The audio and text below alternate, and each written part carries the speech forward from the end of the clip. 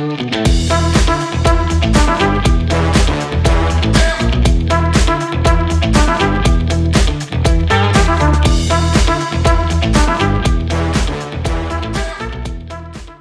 to this very, very special edition of our 4x4 Virtual Salon. This is the first time we've ever done this. This is the first time we've ever had all of our speakers here present in one room. It's always recorded live, but the first time we've all been together. So thank you. Welcome to this very special edition. And it's also special because we have an amazing panel of speakers today. So just before I introduce you all, I just want to say thank you to our sponsors, Stapleton. Stapleton is a Swiss platform that provides wealth managers and asset managers with access to liquid or semi-liquid, low-cost, systematic, index-based products, investing in some of the largest private companies like SpaceX, OpenAI, Anthropic, and so on. So thank you to our friends at Stapleton. Okay, right, so today we're going to be discussing AI infrastructure for financial services, and we have 4 great speakers here. The reason we call it a 4x4 is because we have 4 speakers, we talk about 4 topics, we take 4 audience questions, so I hope our small audience here in Geneva has some questions prepped, please don't be shy. And then we also take 4 polls. And because this is being recorded live in the room, we've done the polls in advance, so I have the answers here, and so I tried to work those into the discussion. Right, I'm going to start with you, Dorina, because I'm nervous about saying your surname correctly, right? So Dorina Buehrle, she's the CEO of Lemony. Lemony is an AI infrastructure platform, and one of the things you've developed is a tool for routing prompts to the right models, right? To save on latency and costs and so on. So we'll hear more about that in a second. Here we have Yann Kudelski, who is the Chief Strategy Officer at Additiv. And Additiv does so many things. It's so difficult to summarize what Additiv does in a sentence, but Additiv is an orchestration platform for financial services that helps companies to introduce quickly new financial products, and also now helps financial institutions to automate processes using AI. Next we have Tom Williams, who is from Point Group. He's the CEO of Point Group, or Point. Not sure you need the group, right? But and Point provides a data intelligence platform to wealth managers, asset managers, that helps them to organize their data, their client data, their market data, and their investment data. And last but not least, we have Susan O'Neill, who's the CEO of Paygentic, and Paygentic is a billing and payment infrastructure for AI native companies that helps them to monetize any metric based on usage. And and I think it's a super, super exciting company. So thanks. And you've traveled here all the way from Dublin, so thank you for that.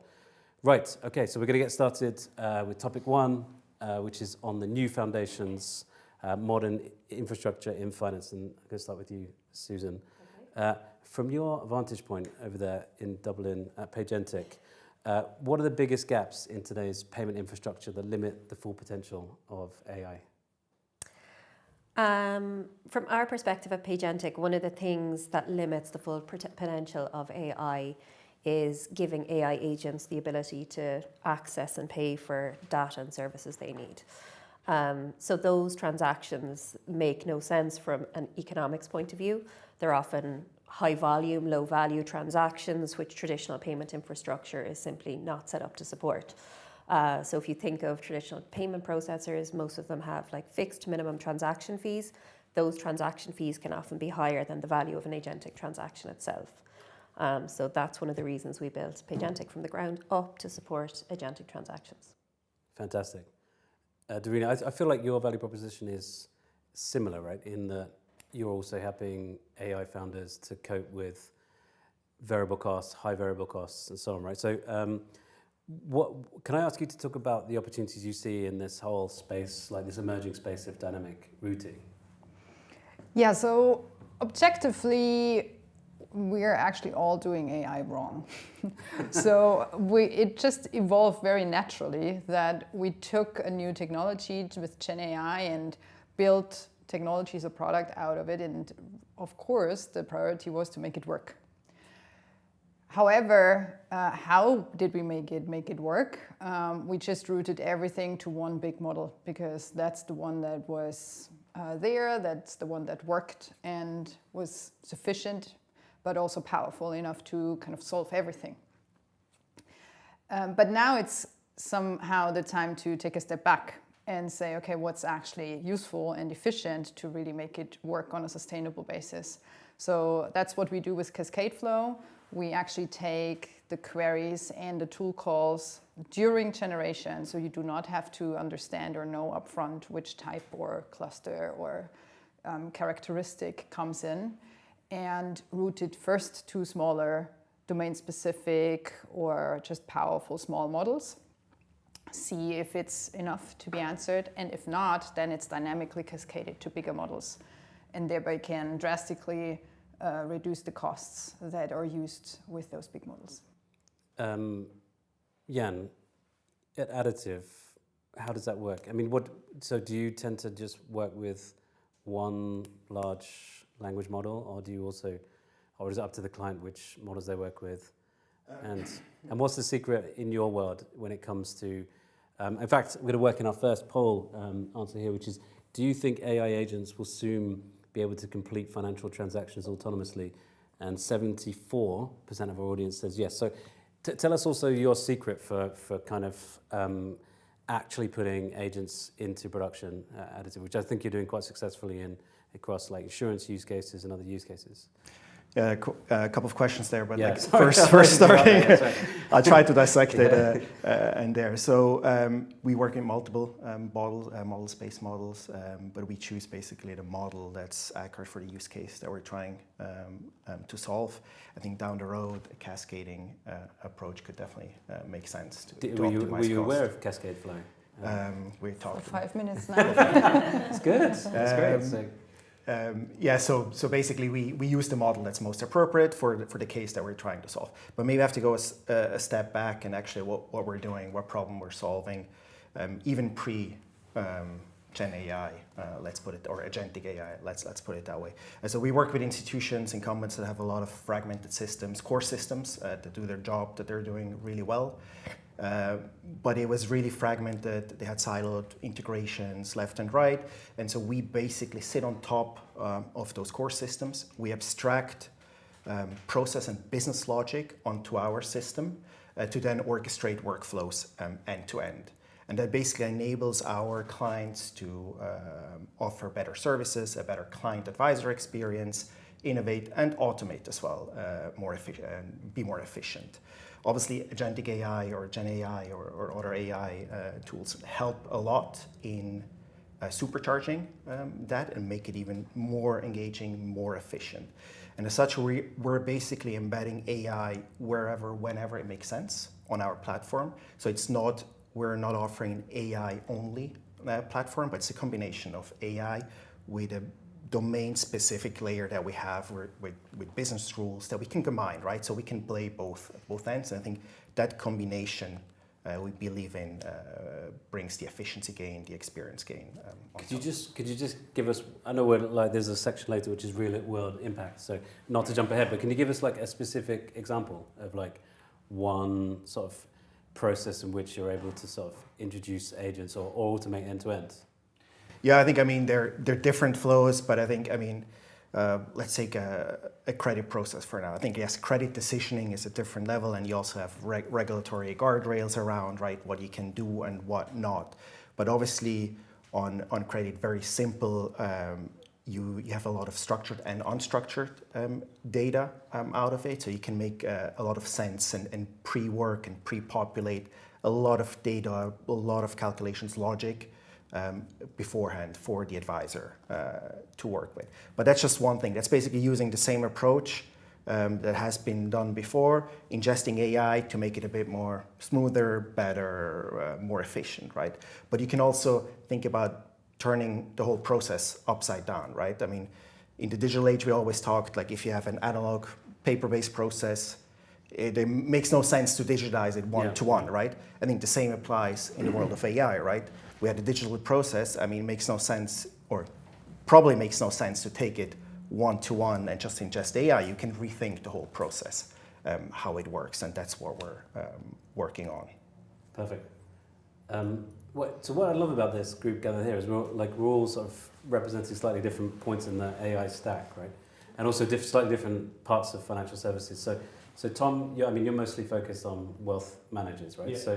And you're also helping them to sort of organize their data. So maybe, I don't mean this in a pejorative sense, but you're kind of at the base of the stack. Yeah, right? we're definitely not doing. Yeah, absolutely. Yeah. So when you think about wealth managers specifically, what are the gaps that you're seeing, and is it? Well, yeah. So what I think is interesting is you talk about sort of, there is a fundamental issue with a lot of the target operating models, or the operating models of both wealth and asset managers, and so you talked about silos. So the issue, if you lift the lid on any wealth or asset manager, it doesn't really matter what size it is, single family office, multi-family office, private bank, institution, you've probably got a number of core systems that have been in place for 2, 3, 5, 10 years, right? And around them, bringing it all together, a whole load of spreadsheets, a whole load of people all beavering away doing the manual joining, the orchestration that brings that together, right? And so the problem that we're solving for is how you join that up and how you orchestrate that at the data level. Now, we were solving for that before AI came along, but AI has just shone a light on those data silos. And so when it comes down to a wealth or asset manager and how can they then support AI to be applied to their business model, particularly at the enterprise place, we are just solving on having a aggregated, reconciled and accurate data set on which AI can be applied. And then you can do all the really clever stuff on top of it. But we are just focusing on that. And I think that is the problem that is probably going to prevent the largest ROI to be realized on an AI investment. Can I maybe, I'm going to ask you all a question, you can all opine on this, but you sort of alluded to at the start, right? When GenAI first came into our awareness, which was like the end of 2022, wasn't it? And it was like that sort of iPhone moment, which is like, this is incredible. And we all got super excited. And I feel like we've almost been a bit through the sort of, the Gartner, what's it called now? The hype cycle, right? Mm-hmm. Which is we got super excited, and then maybe now we're realizing, actually, we need new payments infrastructure. We need to organize our data. We need to orchestrate across multiple different systems, right? So do you feel like that's, so I suppose if I ask the question slightly more concretely, do you feel like we're getting to a point now where people are investing in things they should have invested in years ago in order to get ready for this AI wave? Tom, come on, you've got to take that. That's yeah, no, we have. I'll definitely take that. I'll jump in. Are you busier than you were 12 months ago? I don't know how old your company is, but like 24 months ago, because people are realizing the need to address what you can. I think if you go back 18 months, a client would come to us and go, look, our reporting is terrible, or our analytical ability is limited over multi-asset class, or sweating my data for MI and BI, and that is all true. But they would always start with the symptom. Yeah.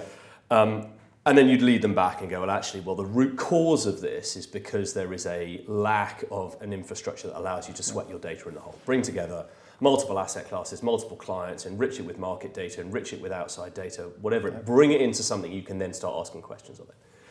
Now, and I think it's actually particularly, and this may be just where we are in our growth cycle this year, people are coming to us and saying, we know we have to sort our data out in order to be able to then apply AI effectively, particularly at the business-wide level. And the other thing that I think within that is with the larger organisations have got there quicker because they're thinking about it in a bit more of a strategic fashion than smaller businesses, which just through nature of the internal capability capacity they've got, are still focused on, right, we've got a pain here. How do I aggregate multiple sources of data? How do I do my multi-asset class, multi-client analysis, whatever it may be? And so the route to that is different depending on the client size, but the ultimate sort of understanding of, in order to build an effective wealth or asset manager, you have to have a coherent, accurate and reconciled data set from which to be able to drive intelligence-led decision-making and or integrate your tech stack and or apply AI to it. And that is definitely, so we're definitely seeing an upturn in that. But I mean, I also think that it's a very natural evolution, because in the beginning, nobody really had an understanding. It was kind of beyond our imagination what this could all impact, what are the solutions. In the beginning, everybody just thought about just simple customer support. Yeah. And I mean, we had no idea about agents yet and all of these things. So I just think it's, yes, of course, it would have been smarter and more stable perhaps to first build the base layers and infrastructure and everything. But it's also the But CEO how do you know? asking, how do I buy me, I've just seen this demo with this great AI company, I want some of that. Yes. And then Yeah. the internal teams then having to retrofit the architecture around it in order to provide the data to that particular agent, right? You always go for the shiny bauble to buy first, right? And that's kind of Christmas as well. I think that still pertains to a lot of buying decisions. And it's also different requirements, that I think many companies just thought, okay, it's going to be similar to what we have, but there are just specific requirements that companies were not aware of. And so what we see in that regard also, that companies are very interested that do have a successful POC, for example, but then enterprise do not translate it or do not roll it out completely, because only then they realize, oh wow, like this is not also shiny as we thought it would be. It's actually quite costly, or we have to put a lot of work. Or it works on a particular silo, Yeah. but then you try to extend it to other silos, and then suddenly it falls down because it doesn't work across silos. Absolutely. And I think to your point around it being costly or making buying decisions, we've seen some really interesting monetization models, pricing models come out for agents, So companies are really putting their money where their mouth is now because of this hype cycle, man, that you were talking about. They're now saying, my product is so good, you only have to pay on an outcome basis or a success basis. So to your point around customer service agents, for example, we're seeing companies like Intercom, they only charge for Fin if there's a successful resolution, their customer service agent. And we're seeing that now replicated across a lot of AI companies. It's a super interesting way of really delivering value for your customers. Definitely time to move away from the old per seat and subscription model. Yeah, well, I feel like the subscription model was perfect for the last era, right? For the SaaS era, and now this is a new era, and we need, a different type of payment infrastructure. Okay, we're going to move on to topic 2, just to stay on time, right? So topic 2 is all around data. Yann, going to come to you first. You talked about how you orchestrate complex processes, and I suppose necessarily you need to pull data from multiple systems. So what's the secret there in terms of consolidating data, harmonizing data? How do you do that across your customer base? Yeah, I think we talked about before, I think Tom mentioned as well, data aggregation, data harmonization. I think it's both. It's two sides, right? It's one, harmonizing data and having some objects on your side that you harmonize, unified, etc. that you can work with. But it's also harmonizing access to data that you not necessarily need to store on your end or have a big data lake, but it needs to be coherently Our data together. lake's a good idea. Maybe we'll come back to that. We come back to that.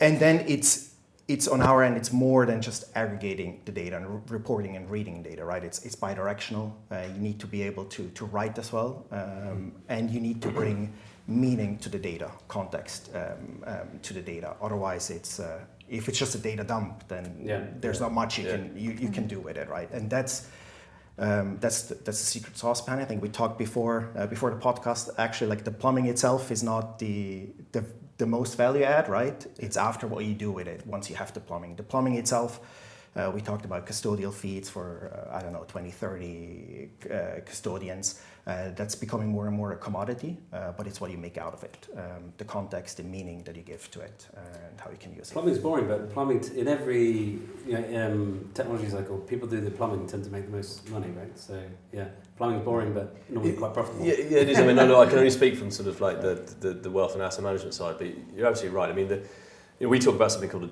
data value chain, of taking from underlying books of record, which could be external banks, it could be external custodians, it could be internal systems, and then being able to do more with that data as you take it down that value chain. So you aggregate it, the plumbing bit, you've got to get hold of it, you've got to bring it in, you've then got to turn it into something valuable. So in our case, that's around an investment book of record that covers all asset classes that you can then start organising next to the data architecture that you want to be able to then analyse it, visualise it, or put AI onto it. Right. And I suppose that data value chain, it becomes more and more relevant to more users the further down that chain you get.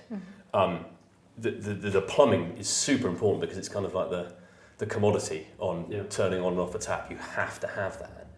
But almost those sources are sort of infinite now. And so therefore there's going to be different specialist providers that are good at certain bits that aren't good at others. And so you're going to have to work with each of those, I guess. Yeah.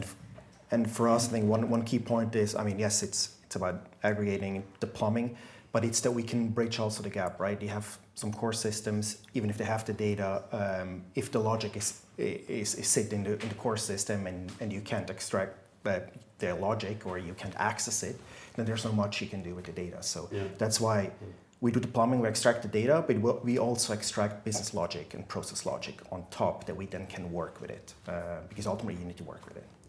I'm going to ask Dorina, I'm going to ask you a question about data, or maybe model governance and data governance, right? So we asked the question here, what's your primary governance concern with AI and fintech? And people said that number one, by a margin, was data privacy. Mm-hmm. And so my question to you is, like, when you work with companies, how do they feel about, especially larger companies, about using public models versus private models? I think you also enable people to route queries and prompts to even models that they've trained themselves on premise, right? Mm-hmm. So, tell us a bit about how people feel about using different types of models and data leaking out there or training other people's models or whatever. Yeah, so that's actually where we came from. So we offered solutions for on-prem applications, but with a variety of models, people did not really understand, or it is hard to understand which model to use for what. So that's how Cascadeflow was ultimately born, to take over that boring job, right? I think it's the time to take that step back and say, okay, now we need to clean up and take care of our technical debt and provide the proper infrastructure. And I also totally agree, not everybody needs to do that themselves, but I mean, there have always been companies that provide the base layer and then everybody else build on top of that. And yes, I totally agree that governance is a huge topic. I do not think that it's going to be a decision for every single enterprise to say we're going to go cloud or not. Ultimately also because that's impossible. Right now we are still in a situation where you say, okay, I'm taking this service and I'm taking this service, and you know exactly I'm taking this service because it does only use models that I'm fine with. But rather sooner than later, that model will have other providers and other services attached to it. And so it's becoming totally intransparent. So the governance, to me, I think will rather move towards a hybrid structure where you say everything that is just in any way regulated, confidential, needs to stay secure, on-prem, covered by local models, for example.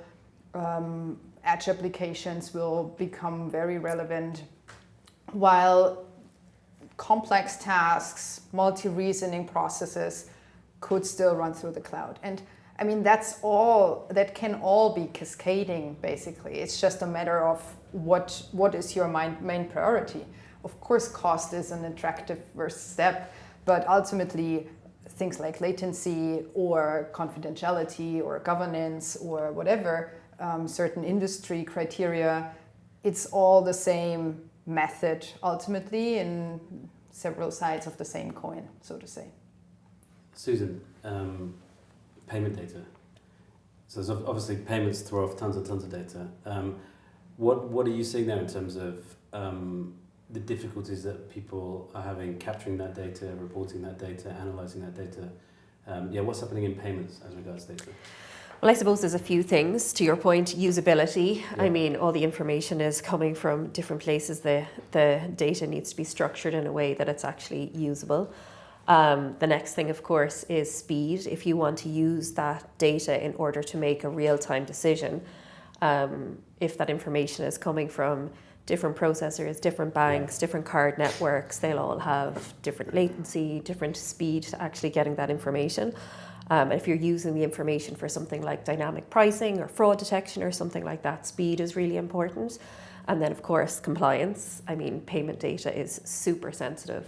So it's not like you can just upload it into a model and off you go. So yeah, I would say like usability, speed and compliance are the big things to be concerned about. And then if agents do more transacting on our behalf, I guess there's like all sorts of second. So you can enable that, right? So Absolutely. You can enable those microtransactions in real time. But I guess there's a whole bunch of other stuff that needs to happen as well. Like we need to be able to verify that's a bona fide agent acting bona fide out on your behalf and so on, right? So how's the other parts of the sort of ecosystem forming around real agents and payments? Yeah, there are literally whole parts of the ecosystem forming around authentication and that side of it. And it's also not just authentication, but also the guardrails that need to be put in place, right? So you need budgets and limits. You need to make sure that an agent doesn't run out of funds at a critical moment. So there's lots of different pieces to this puzzle and lots of different teams working on it. Sorry to ask you such a specific question about Paygentic, but where do you start and stop? So do you provide like the wallets with the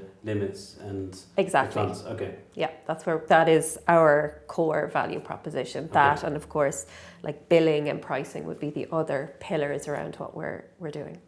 Fantastic. Good. Right. In the interest of time, we're going to move on to section 3, but unless there's any questions from our audience here. Jeremy, you're not normally shy. Any questions from you? Maybe at the end? Or okay. No, I mean, as you just interrupt, if you have any questions. Maybe something that I heard around also kind of, wait, the question escapes me now that you asked, but when you were referring to, maybe so it's AI systems are very good at creating insights as well, but then banks are maybe terribly bad, private banking, wealth management, at creating actions for the end user, whether it's the RM, the client. So between a business workflow to create an action and the AI infrastructure that can create insights, what's that missing layer in between? Is there something missing to really bring that time to market with relevance, suitability for the end user? The question I think is about, is there a missing piece of infrastructure between gaining insights into customers and then triggering actions? I'm looking at you because I think it was a question specifically about wealth management, but we can all opine if we... Yeah, I suppose in sort of our specific sector, and the reason that sort of the design thesis for the point platform came from was a lack of data infrastructure that orchestrated the core commodity that allows an investment manager to make a decision. So mainly investment data, but also enriched with client data and market data. Because if you have those three components, you have the ingredients to allow you to go, I know this, so what it means for this investment decision or responding to this client in this way. And we focus very much there because there's a lot of tools out there in the market that then can take that data and put it into a workflow, which is the orchestration around buying and selling an asset, or through an order management system or a trade execution venue, or on the client relationship management tool to enable you to do X and Y and check the mandate and have a meeting with the client or whatever it may be. I think the interesting thing with when you start looking at AI across an entire business, you're then bringing in AI orchestration as another element within that. So we come from a target operating model design perspective where we're talking about people, process, tech, and data, and how all of those, particularly people and process, interact with the tools that they've got to be able to actually create value. And so I think that what you then end up having is agents that start doing what people have done. And so then they have to have the ability to orchestrate, which becomes, you mentioned context, I think, earlier. Context becomes key on this. And I think that's where, in my humble opinion, we are not going to find one platform that does everything. We are going to end up having various different tools that come in and start working together on an orchestrated data, process, people, platform, AI agent sort of level. Fantastic. Okay, right, so thank you for the question. Right, moving on to topic 3, deploying AI. So Yann, coming to you too, because you've been working with all sorts of companies, large insurers, large asset managers. And I suppose one of the difficulties when in your world of automating complex process, complex workflows and so on is, it's not like you're working with a discrete team. It's like these sit across the enterprise, they sit across teams. So how do you get, like, how do you even, make this happen in practice? How do you get alignment across all those different teams, alignment at the most senior level for this for you to even start working on these problems? What's your secret, Yann? No, it's a good question. The secret is, or not the secret, but independent of AI or not, I think our platform is quite powerful, but how we start in is always with a bespoke business problem and how we're going to solve it, right? I think start there from the business problem. What's the objective? How can we solve it? And then we go from there, and then we expand. But yes, ultimately you need buy-in from the business side, from the tech side. You need everyone at the same on the same page. Especially if you start introducing AI agents, obviously there's a lot of questions about explainability, auditability, safeguards, what have you. That's why we have still a human in the loop kind of design principle practice. So the AI agent is basically serving up the recommendation, but you always have a human who actually then is responsible for the decision at this point in time. And then, I guess this question could be for all of you, but maybe starting with you, Dorina. What do you think is the thing that people sort of most underestimate when it comes to trying to put Gen AI into production? So I think the buy-in is a very good topic. Yeah. It's actually something that we also approached in a way to try to bring everyone on board immediately with an open source approach of saying, okay, the developers can immediately have insights and really have everything laid out to gain that understanding how things work, to trial it, to just dive in. While on the other side, on the management side, the story of saving 30 to 80% on the AI bill is relatively easy the moment the CFO comes in, while the scale might be super exciting immediately. The CFO oftentimes doesn't love it as much, seeing the ratio and the ROI really on the products. And in both of your cases, do you find that people have sort of hit some sort of wall when they come to you, or do they come to you earlier than that? So are they coming to you because they're running this at relative scale and they're just losing money almost on every prompt? And I guess same with you, right? Are they coming to you because they already have a problem they need to solve, or are they coming to you because they think it could give them a competitive advantage to use outcome or success-based billing? Maybe you start. Okay. Yeah. Yeah, so from our perspective, we see people coming when their solution can't be implemented anywhere else. So for example, we have a company has an AI agent SDR. They charge on a success basis. So they charge a percentage of revenue generated in year one. That kind of functionality is not available out of the box. But it's something that we support natively with Paygentic. So we definitely see people coming with creative pricing models, and people are now seeing pricing as like a lever for success as opposed to an afterthought. Yeah. And then I would say the next time we see people coming is when they're really trying to get to grips with unit economics. So early stage companies are, just focused on revenue, but it's when they're starting to think about those metrics and really drill down on them, that pricing and how they charge for the product becomes really important. And to your point, the CFO is coming in, looking at what products are being used, and it's very difficult to monetize AI on a purely subscription basis, because if you have a super user, they become wildly unprofitable, and if you have someone who is a very light user, they'll churn. Yeah. The CFO will simply say, this is not being used, let's cut that subscription. So they're kind of the points we start seeing people. And we've seen that quite a bit, right? That the free solutions have had to be dropped because it's absolutely not profitable. For us, it's similar. They either come right in the beginning and for that particularly open source, of course, great, when a solution wouldn't be marketable. So if they already think about unit economics in the beginning, they see that can never fly, right? Like, I have a really great agent, but that's just gonna send so many frequent automated tool calls. It's gonna be massively expensive and nobody's gonna pay for that. in the old setting, so to Yeah. say, not with us, of course.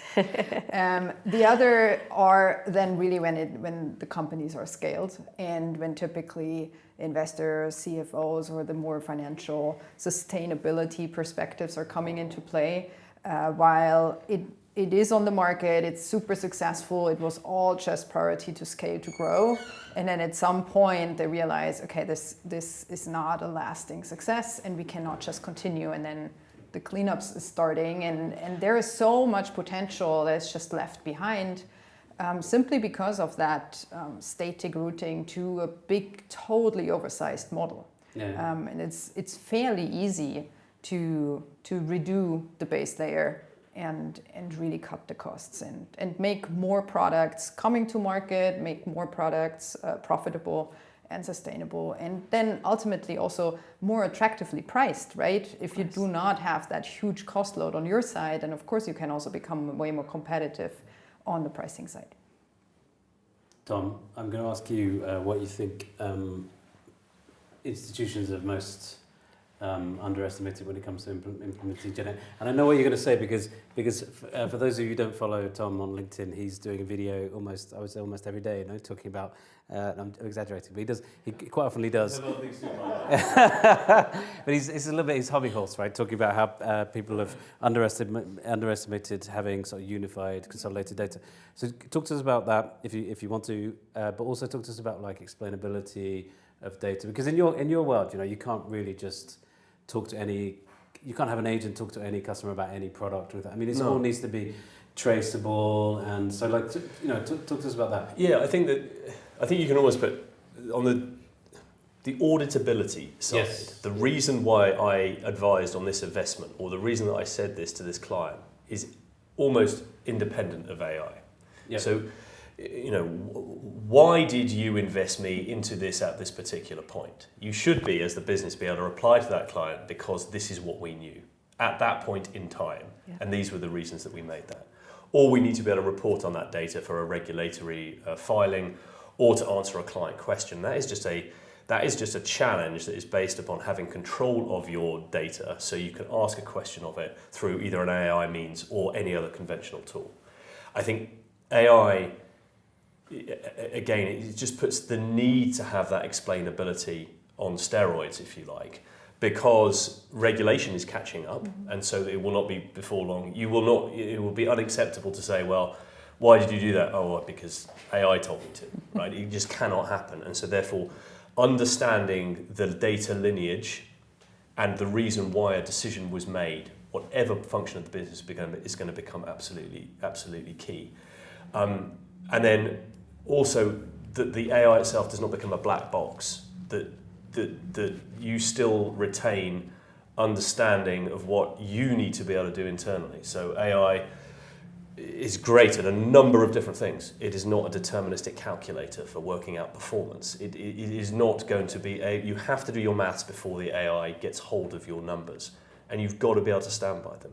And so I think that the adoption of AI has still got, and I'm talking about across the business at that target operating model sense, as opposed to within a tool. There's an evolution of thinking which I still think needs to be applied, which is where we are focusing on just if they can get that data bit right. It doesn't solve everything, but it allows them at least to have that auditability, that transparency, and the confidence that data is accurate before they then start doing actions on top of it. Okay. I fully agree. You need to combine the deterministic business logic with the AI, right? Absolutely. It's not either or. Yeah. You need both. I mean, performance. It's, as you said, it's calculated, right? Yeah.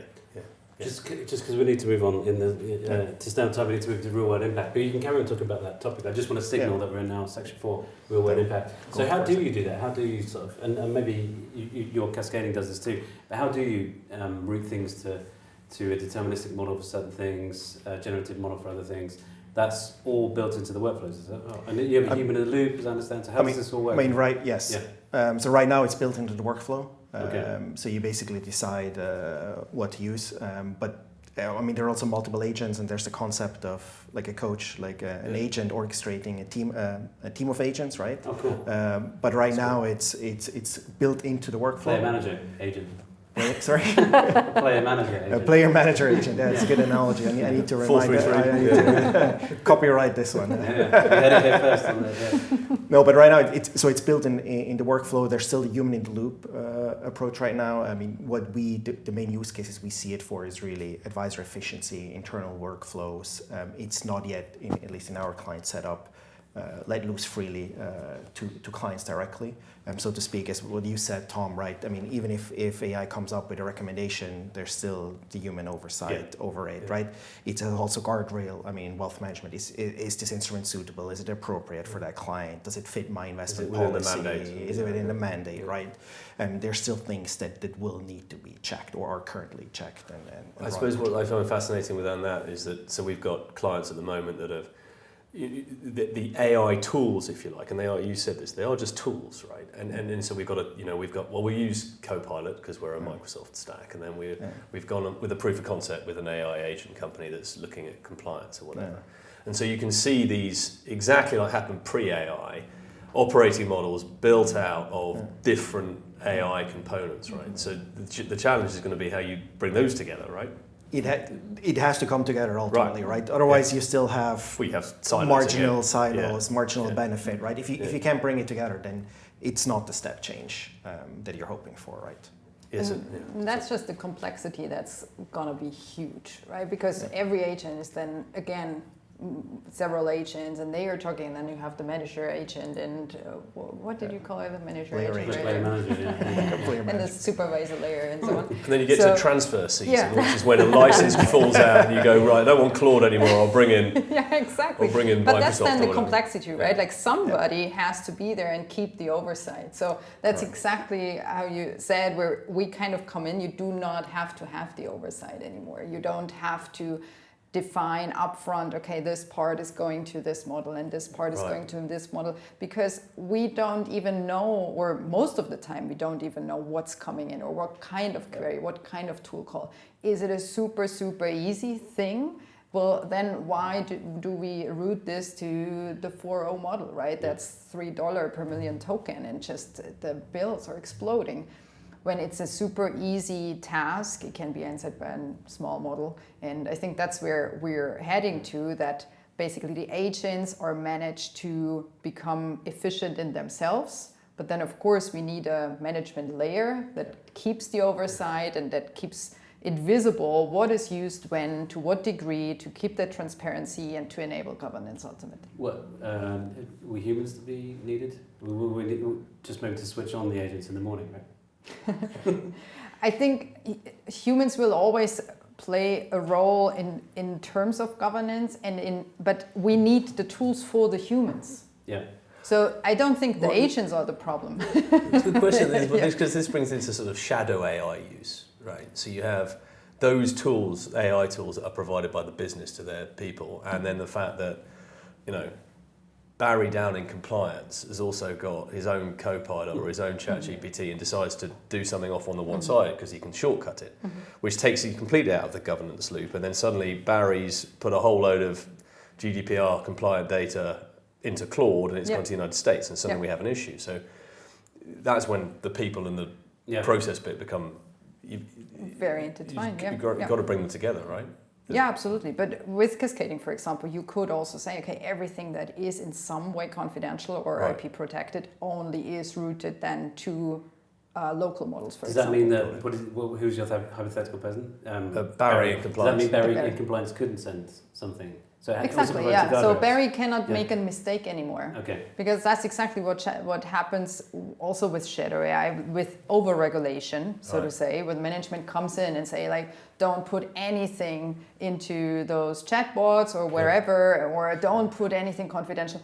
People get anxious, right, and do not want to use it anymore. Yeah. So that then prevents the usage ultimately, which you also do not want to cause. So I just don't think that we can expect from every user to have that understanding and to have that expertise. That's exactly what we ran into, which ultimately we created Cascadeflow to solve that problem that we had, that we expected from the users to decide which model to use, when, where, for what. But that's just way too complex, and not every user obviously is so much into the technology.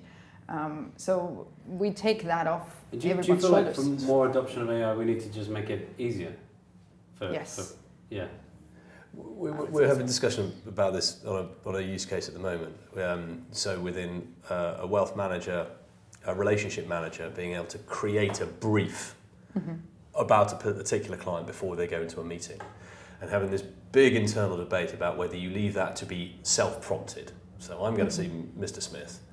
You know, what was the performance of Mr. Smith's portfolio, and then what happened to the last meeting, and then before you know it, the prompt has gone off in a completely unwieldy, ungovernable fashion, but also the output is different from the next time the same wealth manager goes to meet Mr. Jones. It's a lot of people. And actually, is it better to actually dumb it down and say, right, here's a pre-prompt, it's AI generated, it can bring together a whole of disparate governed data sets, but within something that limits hallucinations and stops what you've been talking about. And it's interesting, isn't it? Sort of like, I feel like remember when Spotify first came out, and you were something like you can listen to any song that's ever been recorded, and you're like, that's overwhelming. And then it was really gained more adoption when they started introducing playlists, and I feel like we almost need the playlist phase of AI, right? Yeah. Yeah, we're continuously running into these things. I think. I mean, we had the phase when I was a teen, and then I was not allowed to send too many SMS, right, because it was way too expensive, and then there were just automated programs that would limit that, right? And so I think all of these complexities are just returning, and ultimately what happened always was there were just solutions created for the users, so the mistakes do not happen anymore, because we want that adoption, right? Yeah. And is that what additive clients want? I mean, no, it's a great example. The meeting prep. I mean, we actually had the same debate, and we ended up actually having prompts for set and not have free prompting for the advisor before the meeting. As the current taking solution. that back to base. But I mean, it's a debate, right? I mean, it's a continuum as well. I think things might change down the road, but that's currently we had the same debate basically. That's where we landed. It's an interesting debate to have. Actually, it is. Susan, so in our poll, next time I'm going to use an iPad or something, so I'll look cooler than this. Sorry, I'm going to print it off. Right, but in our poll, we asked which fintech vertical will AI disrupt first, and the winner was payments. Do you agree with that? And what are the coolest use cases you see? Well, so you talked about a couple, but So I mean, for us, it makes total sense that payments will be disrupted first. Also, there has been not a huge amount of innovation on the payment side, and also everything in the existing payment rails are built for a human in the loop. So, a human actually hitting pay now. Yeah. So I think it's one of the areas in fintech which is most ripe for disruption, right? Because every single action that we've been describing here, every time we send an AI agent off to do something, each of those actions has a cost, whether people realize it or not, whether it's compute, data, an API call, whatever it is.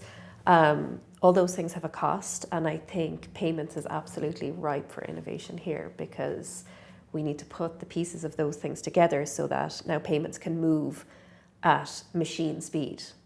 Like I say, high volume, low value, whatever we need, the payment infrastructure now has to be built to support that. And it's a really exciting space to be in. Like, there's so much innovation happening all the time. I suppose if you're an incumbent payment provider, you probably thought that you'd seen a lot of disruption already, right? Because I think payments is already the segment that's seen most disruption. So I think from fintechs, I think something like fintechs have gained 7% market share or something. And now you've got another wave. You probably think you'd never get a break. But compliance was next. So I don't know why I'm looking at you.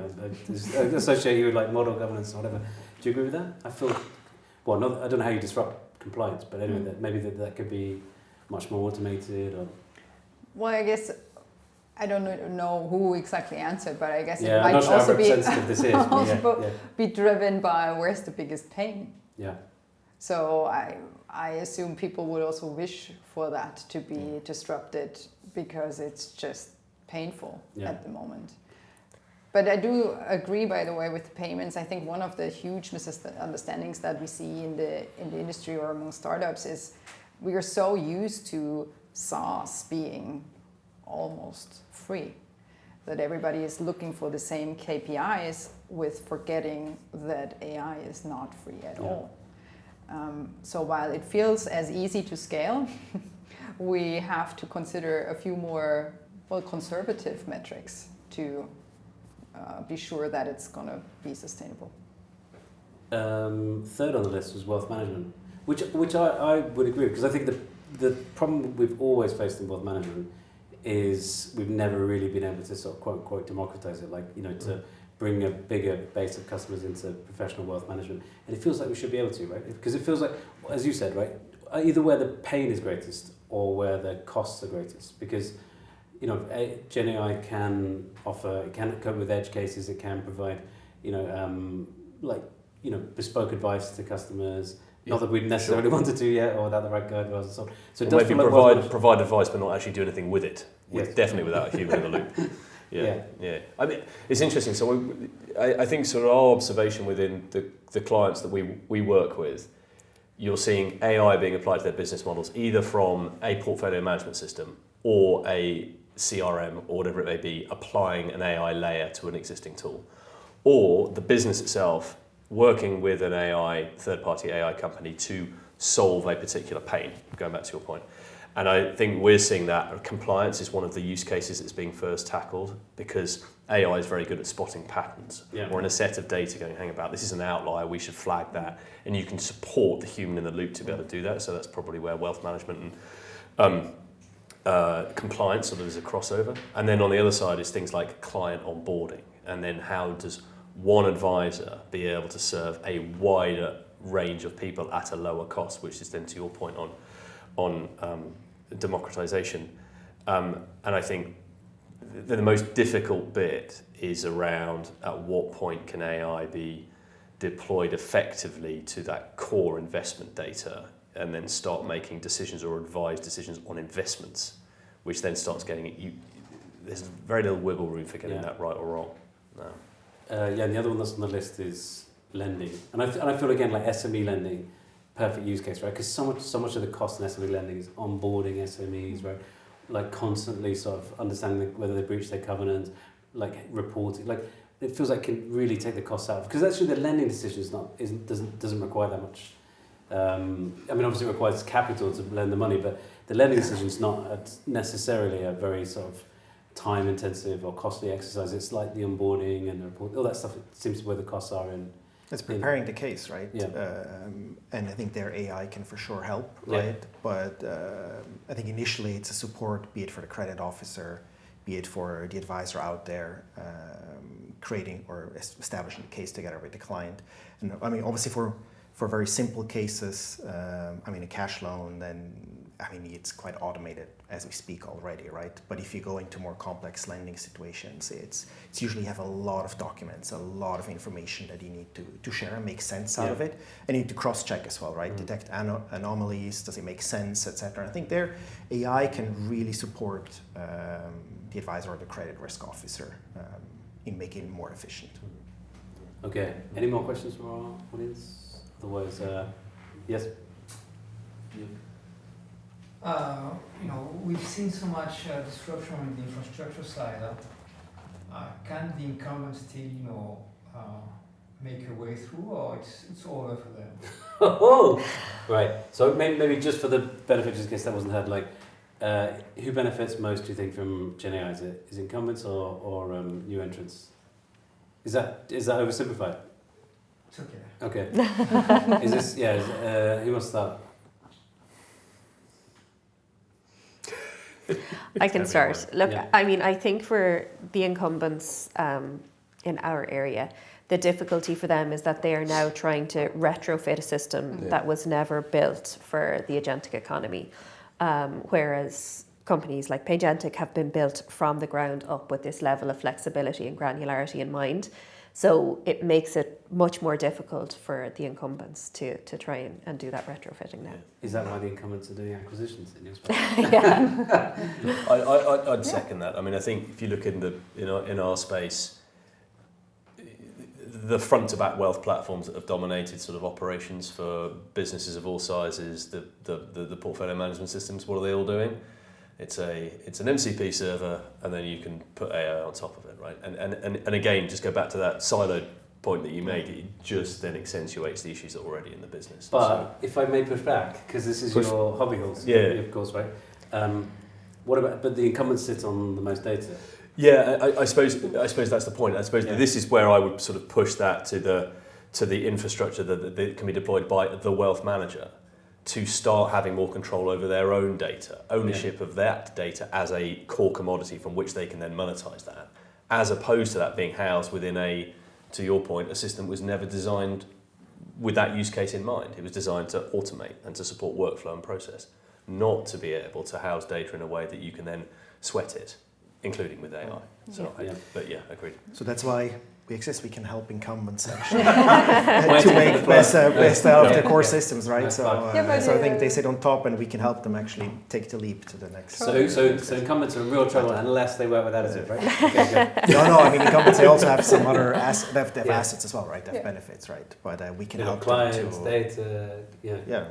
But I do agree. I mean, wasn't that always the case that the new players like iterated fast, failed fast forwards, did all the mistakes, so then the incumbents could come and take the ready to work and proven models, either acquire or do the products that really are well running and proven. Do you, slightly loaded question, but do you see a lot of consolidation coming down the road? Yes. As incumbents react by it? Do you think we're in for a big wave of M&A? Within what? Within sort of technology companies or within the... Yeah, mostly thinking technology, yeah. So like, will Point still be an independent company in 18 months? Oh, I don't know, there's a question. Are you for sale at the right price? Yeah, I don't know. I mean, I think what's interesting, so where we've seen it is not an insignificant number of our most recent client acquisitions have been those wealth managers that have started working with a AI startup and then realised that they've slightly got ahead of their skis and that they have invested in a tool that they cannot yet apply to their business. So I would suggest that there's been a lot of money flowing into a lot of companies that put AI at the end of their website address. And I would suggest that that's probably where we might see some consolidation. But again, it's probably got quite a long way to unfold in that particular cycle. Okay. Yet. I think naturally a lot of things will be combined, not necessarily immediately in an acquisition, but just where things fit together naturally, and then that's becoming more of an entity at some point. Okay, we're going to wrap up. I'm just going to ask you one final unprompted question, which is, it's nearly Christmas, nearly the end of the year. One prediction for AI going into 2026. It can't be consolidation because we've covered that. So Yann, putting you on the spot first. One prediction for AI 2026. The easy ones to the last. That's a tough question at the end. Yeah. No, I mean, we'll see more agentic AI adoption to get started with. I think it's a continuum, but I think we'll see more adoption. So your prediction is agents go from hype to reality? I think from... Not wanting to put a soundbite in your... No, you're putting a soundbite. But I think it is, I mean, the time is always the question, right? Yeah. Whether it's 2026, 2030, 2035, and we're on a continuum. I think we're starting with like single contained agentic AI use cases and then start bolting on till we get more to the team of agents type approach. And that's a continuum that we're going to see. Who wants to go next? Susan, your prediction for 2026? Yeah, I mean, from our perspective, prediction, of course, has to be around pricing and billing, and I see a huge move towards outcome-based pricing, success-based pricing. That's where I see agents being monetized, yeah. I think that in 2026, the big models will come to a limit, and thereby the whole infrastructure will move way more to a diversified multi-model approach, where we really take advantage of what was predicted by researchers for so long already, but really take advantage of the numerous industry-specific or powerful small models. Do you think OpenAI's valuation is under threat? Don't have to answer that. One prediction for 2026. No investment advice. I sneaked myself out of Predictions. I think that, I mean, again, I'll just speak for sort of our sector. I think there will be more reticence about jumping in and just investing in AI I think mainly driven by the risk question that people will become more aware of.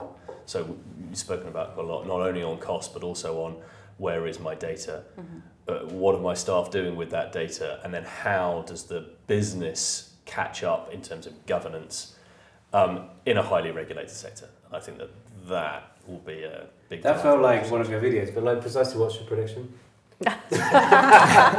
More use of point. More use of point, okay. Great, so thank you to our audience here in Geneva. Thank you for your questions. Thank you for everyone who listened, and most of all, thank you to our 4 panelists. That was a great discussion. And this is obviously the last one we're going to do in 2025 because it's December, but please look out for more 4x4s in 2026. Thank you. Thanks for having us.